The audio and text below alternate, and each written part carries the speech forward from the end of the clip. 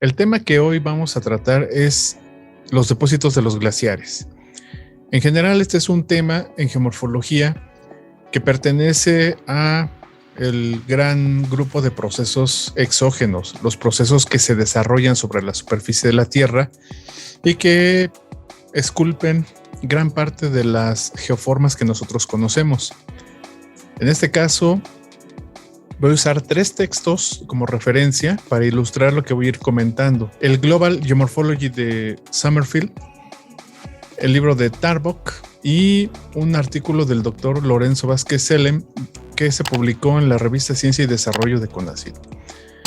Entonces, gran parte de los procesos que se desarrollan en ambientes glaciáricos tienen que ver con la acumulación de nieve y que esta nieve, pasado el tiempo, se convierte en hielo que va a alimentar sistemas montañosos o de altas latitudes en donde sea abundante esta precipitación y la consolidación de la nieve. Entonces, hay varios requerimientos para estudiar estos procesos. En principio, que haya registro de la actividad glaciar, porque hay muchos lugares en donde el clima ha cambiado y no son ahora las condiciones para la preservación de glaciares, como sucede en gran parte de las montañas del centro de México, que son de origen volcánico y que superan en buena medida los 3,000 metros sobre el nivel del mar.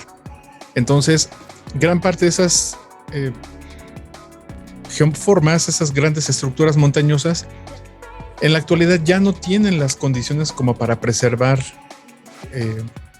glaciares. Sin embargo, cuando los tuvieron, pues hubo una gran actividad de modelado de este tipo, de tal manera que se preservan en buena medida sus morrenas, que son los depósitos de los que vamos a hablar prácticamente en toda esta charla.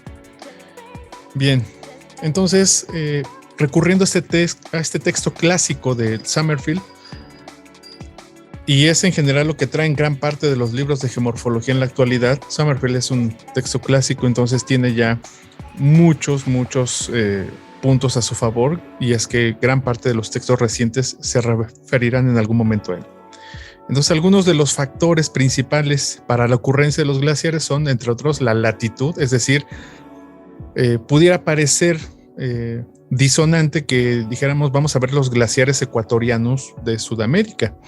Pues sí, en realidad sí hay glaciares en esas latitudes, pero por la presencia de los Andes, ¿no? Los Andes alcanzan altitudes que superan los 3,000 o los 4,000 metros sobre el nivel del mar, y entonces ahí, por latitud, pudiera ser un poco complicado en general, ¿no? Si no echamos un vistazo más profundo a estos temas, que pensáramos que hay glaciares. En otras áreas del mundo también hay glaciares en estas latitudes.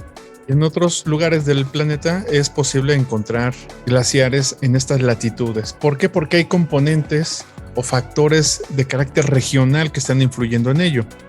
La altitud, desde luego, que es un punto importante a considerar, porque sí o sí se necesitan tener altitudes, por lo menos ahora en México, por encima de los 3,000 o de los 4,000 metros, además de otras condiciones, para que pudiera preservarse un glaciar. El caso es que el único lugar en donde se preserva una parte de ese glaciar es en el Pico de Orizaba, que es la montaña volcánica más alta de México. En el Iztaccíhuatl, que es un conjunto volcánico en donde también hasta hace poco había un glaciar, este simple y sencillamente se extinguió por el efecto, entre otras cosas, por el efecto de isla de calor que ejerce la zona conurbada de la Ciudad de México y la propia Ciudad de México. En este diagrama dice aspecto, es decir, la orientación de la ladera o la continentalidad como otro factor. La orientación de las laderas es importante porque, tomando como referencia nuevamente a México, gran parte de las laderas que están orientadas al sur están todo el año expuestas a la insolación, desde que amanece hasta por lo menos las horas ya de más tarde, después del mediodía, que es cuando el sol empieza a cambiar su posición, ¿no? Ya empieza a tener una menor incidencia, pero prácticamente todas las laderas orientadas al sur están afectadas por la insolación, y entonces era común ver en el glaciar, por lo menos en los glaciares que desaparecieron del Popocatépetl y del Iztaccíhuatl, que se estaban preservando aquellos que tenían una orientación preferente al norte. Entonces, esos son elementos en general que van a ayudarnos a entender sobre la localización y preservación de los glaciares. La continentalidad, pues, es prácticamente la cantidad las dimensiones del territorio en donde se van a presentar los glaciares y qué tan alejados están de las masas acuosas marítimas en este caso. Ya de elementos mucho más precisos, la temperatura y la precipitación desde luego que son importantes. Podemos tener temperaturas bajas, pero si la precipitación no es la suficiente, pues simple y sencillamente no va a haber presencia de nieve que después se transforma en hielo. La topografía, claro, la topografía es importante, pero vamos a ver que es un tema que conforme cambiamos de latitud va a tener una expresión mucho más clara. Por ejemplo, pensemos en la Antártica. La Antártica es un continente que está ubicado en el polo sur y la extensión es tal que puede tener prácticamente todas las topografías y simple y sencillamente tenemos ahí una cobertura de hielo que alcanza los 3 kilómetros, es lo que se ha estimado en algunos sectores. Entonces, debajo de esa capa de hielo tenemos una cadena montañosa, una gran cantidad de relieves y entonces ahí el asunto de la topografía adquiere otras dimensiones, que es lo que estamos viendo en este diagramita. Bien, tenemos unas fotografías en blanco y negro que nos muestran algunos de los glaciares de los que vamos a estar hablando más adelante. La acción de los glaciares es básicamente la erosión. Son masas de hielo. Un glaciar es una masa de hielo en movimiento y para que se forme esa masa de hielo se necesitan precipitaciones suficientes de nieve y que esta nieve se consolide, se transforme en hielo para que con la carga, en este caso de los lugares en donde se acumula la nieve, sea la suficiente y empiece un desplazamiento ladera abajo, valle abajo. En este caso sabemos que los glaciares forman una red de valles glaciáricos que de la misma manera que la red de corrientes fluviales se trasladan de las topografías altas a las topografías bajas, de las altitudes superiores a las de menor elevación, perdón. Y este desplazamiento se da por gravedad. El peso de hielo es lo suficientemente grande como para que empiece a desplazarse este conjunto de masas glaciáricas ladera abajo. El desplazamiento probablemente nosotros si nos sentamos, si nos detenemos ahí a observar cómo es que se mueve un glaciar, probablemente no lo detectemos, probablemente no lo notemos porque son avances de centímetros al mes y de centímetros o metros al año en algunos lugares. Entonces es de otra manera que se evalúan los movimientos de una masa de hielo como los glaciares. Sin embargo, hay evidencia de su desplazamiento porque se generan grandes valles, se generan grietas, se generan formas que nos van a ayudar a entender cómo es que se están moviendo estas masas de hielo de la manera en la que lo hacen y qué rasgos están dejando a su paso. Entonces, como estamos hablando de la parte exógena, estamos hablando de modelado del relieve, cuando ya no tenemos presencia del hielo, pero sí de los depósitos, es que se pueden reconstruir los escenarios de desplazamiento de los glaciares, de la presencia de los glaciares, de los alcances, de las dimensiones que tuvieron. Y entonces en lugares como en México y en sus montañas de origen volcánico podemos encontrar esta evidencia en lugares en los que ya desaparecieron estos glaciares. En este caso solo me voy a concentrar en las evidencias geomorfológicas, no voy a abundar en la temática de este artículo porque ese sería tema de otro video o incluso de hacerle una entrevista al doctor Lorenzo Vázquez. Sin embargo, es un buen antecedente porque él es de los que han estudiado con mayor profusión estos temas para México desde que él hizo sus tesis, ¿no? Sus tesis de maestría, de licenciatura, maestría y doctorado. Y también es tema de otros glaciólogos. Los glaciólogos son geólogos también que se dedican al estudio de estos rasgos del relieve. Y en buena medida aquí tenemos fotografías que se han tomado y la delimitación de los depósitos de esos glaciares en lugares en los que ahora ya no hay presencia de hielo. En esta fotografía lo que ustedes pueden ver es con una señalización de la altitud en la que se encuentran estos lugares y cómo ha ido retrocediendo el glaciar. Es decir, si en un principio estaba en esta posición, a los 4,300 metros sobre el nivel del mar, pues resulta que se ha retraído, es decir, ha regresado a una posición de mayor elevación y ahora podemos ver algunos rastros de nieve y de glaciar por encima de los 4,800 metros sobre el nivel del mar, es decir, se ha retraído 500 metros y esto habría que ver en qué periodo, en cuánto tiempo se ha retraído. No olvidemos que aproximadamente hace 12,000 años empezó el retiro de los glaciares o inició un periodo interglaciar en donde las temperaturas empezaron a aumentar y se estima que hace 12,000 años aproximadamente terminó la última glaciación. Entonces las temperaturas aumentaron, los climas empezaron a cambiar, los glaciares empezaron a retraer, empezaron a disminuir. Gran parte de ellos pues desaparecieron de unas latitudes, como en el caso de México, y en algunos sitios se preservan, por ejemplo en una parte de Groenlandia, en Alaska, en algunos lugares de Canadá.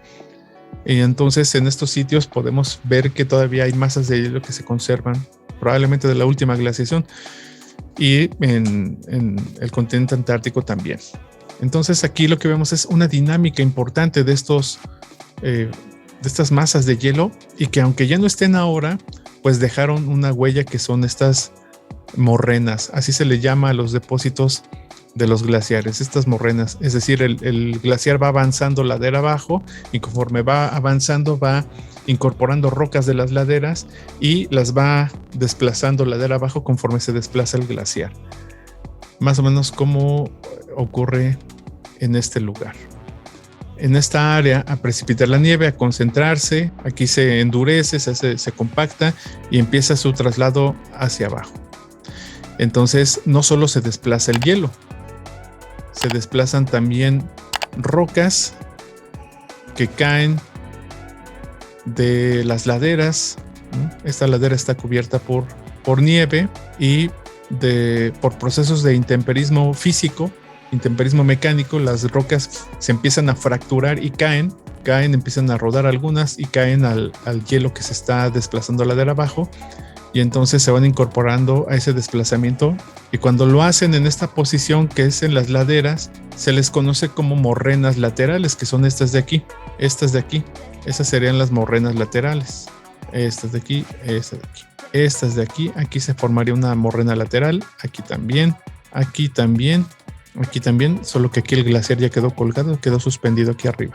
Y hay algo bien interesante: las morrenas laterales de este valle empieza a desplazarse hacia abajo, el glaciar de este valle empieza a desplazarse hacia abajo y va llevando sus morrenas laterales. Aquí va el glaciar, y aquí va la morrena lateral.